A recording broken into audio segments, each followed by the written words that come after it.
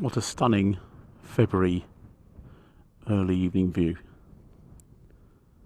Fantastic.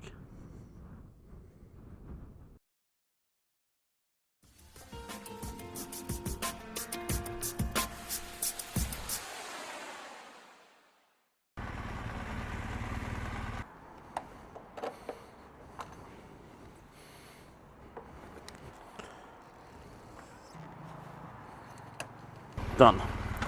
Fueled. Full tank. Well, afternoon all. It's Saturday afternoon, coming to 4 o'clock. Just thought I'd be able to scooch out for a little while. I'm going to hide over Ditchling Beacon Way, I think, just to get out in the sunshine, although it's probably got 4.5 degrees. But I'm well wrapped up, several layers on, because no doubt it'll get cooler and cooler, especially in the wind chill as well.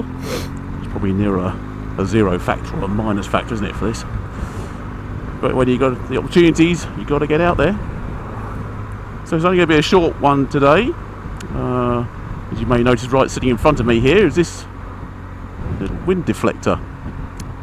Now this one, I know it's a bit controversial, but people will say you should buy English and, from Britain and keep the British economy going. But to be honest, when you buy one from this country, which is going to cost you over £100, when you can get the same for, well, let's just say 20 quid, or just a little bit more than £20 delivered from the Far East, I'll be honest, I know where my money's going to be.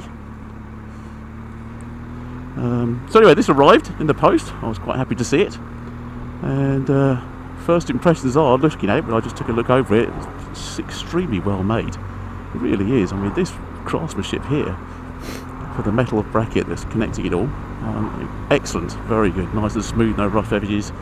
Looks to be really well made. Very simple fitting. So it literally just clips over the top. There's a couple of rubber, think of another word for it, grommets I suppose, that you just put on there. Just have little metal bits inside, and then the 4 screws. That's all it is, just clamp it in there. I was a little worried because these screens, the OEM screen has a little curvature in the middle, and I didn't know whether it was going to put it out or not, but no, it fixes fine. And the other good thing about it is it has like a quick release, which maybe I'll see if I just turn the head that way a little bit. Quick release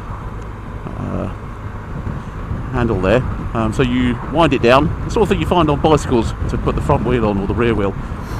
You wind it in and then you pull that tight and it locks it in there, and it has about 1.5 inches or so travel up and down. So this is actually on its lowest setting and slightly tilted, and you know, rock solid. I'll say lowest setting already, so it can only get even better the higher I put it up there. What I will do is, after a little ride, I'll put it up to its higher setting and see how we get on. And even at this lowest setting, extremely effective. It's taken all the buffeting away from the helmet that I had on my MRI screen. There was still a little slight buffeting, but that's probably more to do with the peak. I stand 5'11" a little, and sitting on the bike here, which is a standard GS seat, height, everything else. With the peak, it would just be a little bit of buffeting around it. I mean, it didn't really bother me, to be honest. It was okay. So we just put up with it. And for summer riding, it's absolutely fantastic. Love that MRI screen. Does exactly what it needs to do. The airflow is good. It's not as wide across the top, left and right here, which is perfect. So it lets a bit more airflow through onto the shoulders and onto the body, in effect, when the vents are open. For winter time, the OEM screen, I think, is the better one to put on.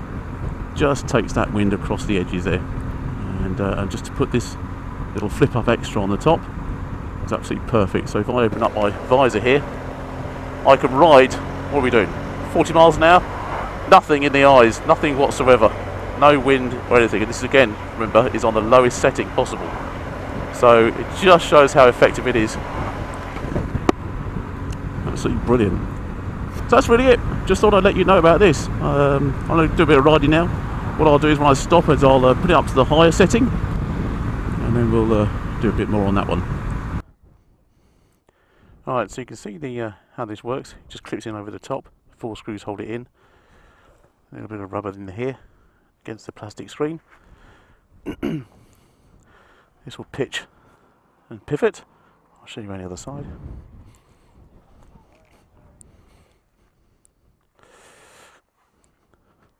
Here, as you can see, here's a little lever which you can undo, and this will then move up and down.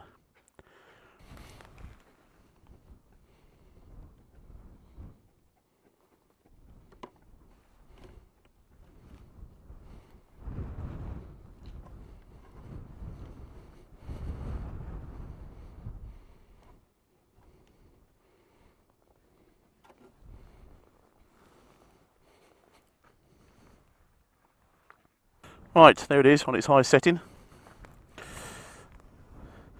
Let's see how that gets on, shall we?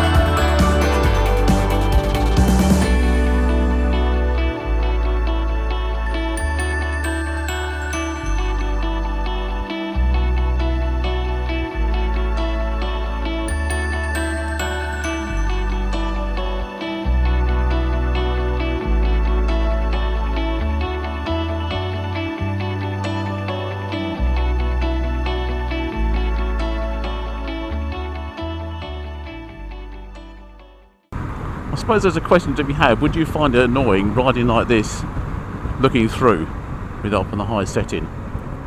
I don't think I would. That said, I think if you're caught in bad weather, like as in rain, obviously it's going to get completely wet and rain droplets on and possibly dirt. So that in turn, would that cause additional problem? Look at that. Doing a little bit more than the prescribed limit, and the visor is open. I have no problems at all with the eyes. Nothing.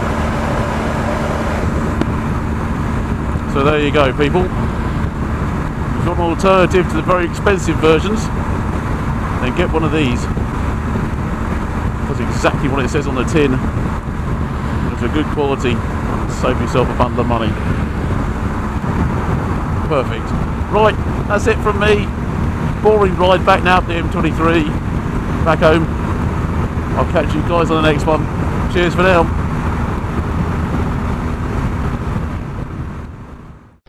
That's all, folks.